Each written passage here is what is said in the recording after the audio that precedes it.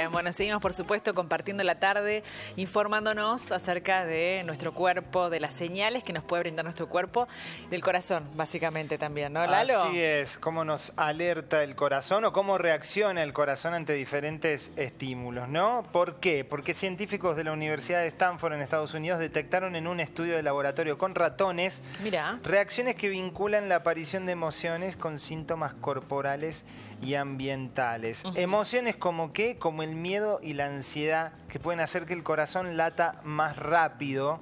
Y ahora este estudio con los ratones ha descubierto que lo contrario también es posible. Aumentar artificialmente la frecuencia cardíaca puede aumentar los niveles de ansiedad. Claro, ¿qué es lo que es primero, no? Claro, a través de pulsos de luz para controlar el ritmo del corazón, los investigadores de esta Universidad de Stanford, llegaron a este misterio de larga data sobre cómo los estados físicos influyen en las emociones. También, bueno, para dialogar acerca de este tema estamos en contacto con el doctor Ricardo Corral, quien es médico psiquiatra, jefe del Departamento de Docencia e Investigación del Hospital Borda, presidente de AAP.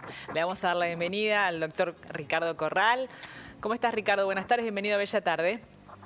Buenas tardes Julieta, buenas tardes Lalo, muchas gracias por el llamado y saludos a toda la audiencia. Por favor, bueno, un placer este contacto, bueno, para que nos ayude a entender un poquito el funcionamiento de nuestro cuerpo, de nuestro corazón y en esto de prestar atención a las emociones, que por mucho tiempo ha estado bastante desatendido, ¿no?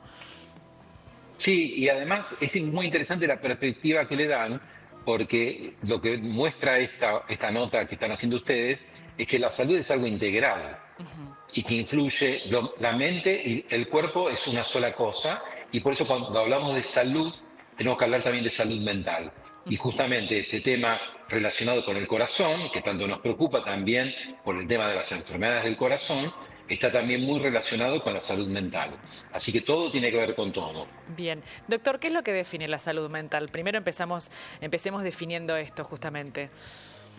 Bueno, fundamentalmente tiene que ver con la capacidad adaptativa que tenemos a las circunstancias y sobre todo el tener la posibilidad de tener un desarrollo adecuado en el medio donde vivimos. Por eso que cuando hablamos de salud mental hay un aspecto que es personal de uno mismo, del desarrollo propio, que está muy vinculado con las circunstancias y también con el tema fundamentalmente de lo social.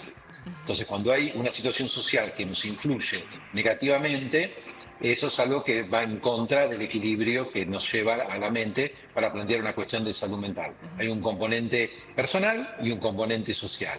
Bien. Y ahí es donde, bueno, por eso insistimos mucho desde la Asociación Argentina de Psiquiatría en tratar de plantearle a los funcionarios y a los políticos lo importante de trabajar para que toda la comunidad tenga las necesidades básicas satisfechas y resueltas cuestiones muy importantes como el tema del acceso a la salud, pero también la educación, la seguridad y la situación económica en general. Y hablando de importante, sí, esto que se define en todos los estados sociales justamente con los que interactúa permanentemente el individuo. Pensemos en su ciudad, en su espacio de trabajo, en todos los lugares en donde sociabiliza es el sujeto, ¿no? Así es. Por eso es tan importante, y nosotros que vivimos en un país donde lamentablemente ya llevamos varias décadas de problemas y de crisis, más allá de los colores políticos, la realidad es que nosotros apelamos un poco a que haya más responsabilidad social de todos los funcionarios, de todos los colores políticos, para generar justamente un ambiente que permita a la población mejorar los niveles de salud mental y de esa manera de salud integral. No hay salud sin salud mental. Bien.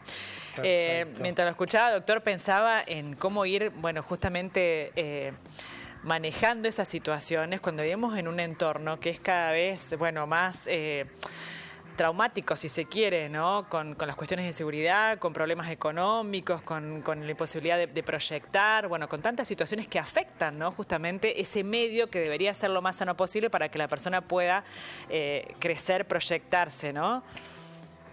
Sí, nosotros de todas maneras tenemos que distinguir las personas que viven en una situación de dificultad producto de la crisis social, de las personas que padecen una enfermedad mental. Entonces hay dos aspectos, dos componentes. Uno en el cual nos tenemos que ocupar los médicos, los especialistas en psiquiatría, cuando alguien pierde la salud mental. Pero por otro lado tenemos que ocuparnos más a nivel social de lo que es antes. Tratar de marcarles un poco la cancha a los políticos, a los funcionarios, para que adopten políticas de Estado que permitan sostenerse en el tiempo, más allá de cuál sea el partido gobernante, ¿no? Como tiene que ser a largo plazo. Ahí, en realidad, uno lo que podría decir es que, bueno, hay cosas que igual podemos hacer, ¿no? Como pequeños trucos o tips que decimos de cosas que son importantes para mantener un cierto equilibrio más allá de las dificultades. Y tiene que ver con intentar, fíjese lo que voy a decir, poder alimentarse mejor. Pero cuando digo esto, también me genera un poco de malestar a mí, de inquietud, porque sabemos que hay muchas personas que están en una situación económica muy difícil. Entonces, ¿cómo pueden alimentarse adecuadamente si en realidad no pueden adquirir los alimentos que son más saludables? Por ejemplo, en el caso de la canasta básica está complicada, entonces si uno dice, bueno, usted tiene que comer más verduras, más frutas, hay que ver si esa persona está en condiciones de adquirirlas. Por otro lado, también el tema de poder tener un estudio, una actividad de estudio de las personas que puedan tener acceso a la escolaridad de una manera adecuada, o las que tengan un trabajo que puedan hacerlo de una manera equilibrada y armónica. Y eso va a llevar de la mano también tener un momento del día donde uno pueda sentirse satisfecho de haber atravesado ese día habiendo hecho un rendimiento adecuado de sus quehaceres y sus responsabilidades. Estos son pequeñas cosas que nos hacen sentirnos bien. Ustedes, por ejemplo, están en un programa llevando adelante una comunicación muy importante a la comunidad. Bueno, frente a eso se sienten satisfechos y bien, y eso es algo que también implica y favorece la salud mental. Cuando termine el día, ustedes se predisponen a descansar, y esa es otra parte importante también, tener las horas de sueño que nos permitan descansar. Eso es algo que algunas personas, por distintas razones, no respetan las horas de sueño, y es algo que puede generar malestar y producir problemas en el futuro, tanto psíquicos como físicos. ¿Y cuándo tenemos que empezar a sospechar de nuestra ansiedad como para hacer una consulta, como para detectar que algo no está funcionando bien?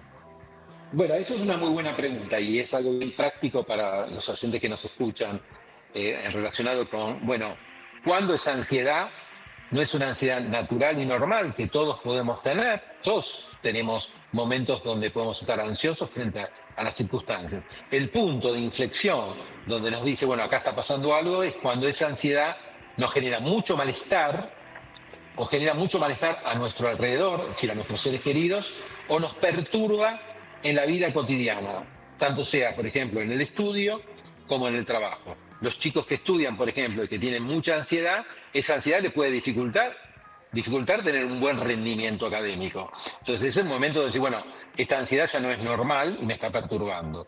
Hay un momento donde eso debe ser de alguna manera evaluado, por eso es importante hacer una consulta. Y una consulta, siempre insisto con esto, no necesariamente implica un tratamiento, muchas veces es una orientación que uno puede hacer a una persona para que pueda gestionar mejor esos sentimientos, esas sensaciones que tiene.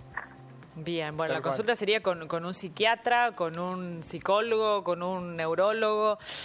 Bueno, acá lo importante es que sea evaluado por un médico especialista preparado, que esté en el tema. ¿Por qué? Porque hay una situación que es muy importante que la comunidad sepa también. Los síntomas psíquicos pueden ser un epifenómeno, digamos, secundarios a una enfermedad de otra índole. Entonces también doy este ejemplo. A veces uno puede estar ansioso o con tristeza o depresión o desgano, pero eso no es porque uno esté con una enfermedad psíquica, sino que puede ser una enfermedad física, por ejemplo, hipotiroidismo o anemia o algún otro tipo de enfermedad que genere síntomas psíquicos. Por eso es importante el diagnóstico. El diagnóstico es la evaluación del médico, pero además a veces uno pide estudios complementarios, análisis de laboratorio, análisis, por ejemplo, hormonales. Entonces, por eso es muy importante que la primera consulta sea con un médico especialista para que haga el diagnóstico, a ver si esos síntomas psíquicos son por un tema de ansiedad solamente o son porque tiene, por ejemplo, esa persona un problema de tiroides. Así es, doctor. Exacto. ¿Y cuán ansiosos somos los argentinos? Bueno, ubicados en este tiempo social, en este escenario, en esta situación, en este momento, ¿cuán ansiosos somos los argentinos? ¿Han aumentado los casos de consultas por ansiedad? ha aumentado y ha tenido mucho que ver el tema de la pandemia y la cuarentena. Pero también le quiero aclarar algo. Ustedes están haciendo un programa federal. Y yo soy acá, yo soy muy porteño, pero vivo y percibo la Argentina en todos lados. Y la Argentina no es Buenos Aires, ni es Córdoba capital, ni Rosario. Entonces, la ansiedad que se vive es diferente en cada lugar. Ustedes saben que Buenos Aires es un lío de tránsito, de problemas, se genera más ansiedad y preocupación. No es lo mismo vivir en la ciudad de Buenos Aires que vivir a 100 kilómetros en una localidad como Abbott. Entonces, eso también va a influir mucho en la percepción de ansiedad de las personas. Claramente, las personas donde están viviendo en urbanizaciones muy grandes, como las ciudades grandes, como donde dije, Buenos Aires o Córdoba o Rosario, viven situaciones de estrés más grandes y se generan más trastornos de ansiedad. A diferencia de las personas que viven en pueblos, en ciudades más chicas o incluso en lugares rurales. Bien, qué importante que es el medio donde uno vive, ¿no? Justamente, y cómo influye en nuestra salud, ¿no? Así es, y además, algo también que quiero señalar con respecto al manejo de la ansiedad es la actividad física y el deporte. Las personas, sea el deporte que sea, la actividad física que sea, es importante para regular eso, tener una actividad física, un deporte, algo recreativo.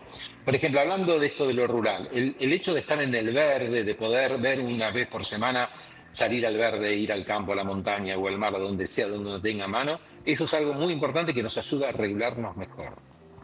Muy bien. Y con respecto a la comida que mencionaba al principio, ¿cómo nos estamos alimentando los argentinos con respecto a esto? Bueno, en la Argentina la alimentación siempre ha sido bastante buena, comparado con otros países. De hecho, teníamos índices de obesidad bastante bajos. Lamentablemente, y a partir de la pandemia y de la crisis económica, la gente o comió más o comió mal. Y por otro lado, otro aspecto muy importante es el consumo de alcohol, que nos preocupa, porque el consumo de alcohol genera y puede poner en riesgo la salud de las personas. Y no necesariamente en forma excesiva, sino que el alcohol en sí es un tóxico que puede producir problemas de salud. Por eso que también dentro de la alimentación no tenemos que dejar de tener en cuenta el consumo de alcohol. Muy bien, bueno, doctor, muchísimas gracias por este contacto y por este tiempo que nos ha brindado. Un abrazo. Gracias a ustedes. Chao, buenas tardes. Hasta pronto, adiós, chau, chau.